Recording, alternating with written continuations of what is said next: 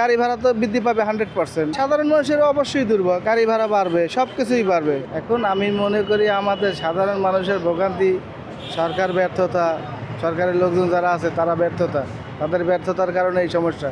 একসঙ্গে যে লিটার প্রতি 20 টাকা বেড়ে যায় তেলের, তারপরে যে আমরা সিরিয়ালে যে সারা রাত দোয়েকে থাইকেও সিরিয়ালে আমরা তেল পাচ্ছি না, এটা আমাদের জন্য লজ্জাজনক, আমাদের কাম্য না। এটা আমাদের খুবই কষ্টকর, এটা বলার ভাষা নাই।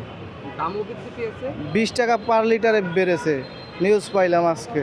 তাহলে 1 লিটার তেলে 20 টাকা বাড়লে, তারপর যদি সারা রাত থেকে এখন যদি তেল না পাওয়া যায়, এর থেকে আর আমাদের কি আশা করা যায়? আমাদের সরকারের লোকজন সব ব্যর্থতা,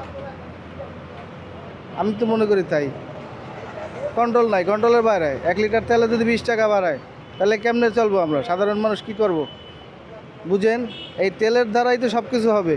এখন এই তেলের দাম বাড়াইছে 1 লিটারে 20 টাকা, এটা যদি ধার্য করা থাকে তাহলে সব কিছুর দাম বাইরে যাবে, একটা পর একটা কস্ট দিব, এটার থেকে এটা আমদানি রপ্তানির দাম বাইরে যাবে প্রত্যেকটা জিনিসের। গাড়ি ভাড়া তো বৃদ্ধি পাবে 100%। গাড়ি ভাড়া বাড়বে, সব কিছুই বাড়বে।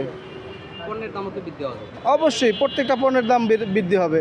কারণ ট্রান্সপোর্ট অফিসাররা যদি মাল না আসে, বড় বড় কার্গোতে মাল আনবো, তেলের দাম বেশি, ট্রাক আলারা কাঁচামাল আনতে যাইব, কাঁচামালের দাম বেশি, খরচ বেশি হবে, তো আমাদের তো বেশি দিয়ে কিনতে হবে।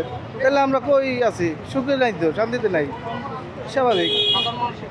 সাধারণ মানুষের অবশ্যই দুর্ভোগ, আমাদের খুবই কষ্ট হচ্ছে, এটা তো বলার ভাষার বাইরে আমি মনে করি।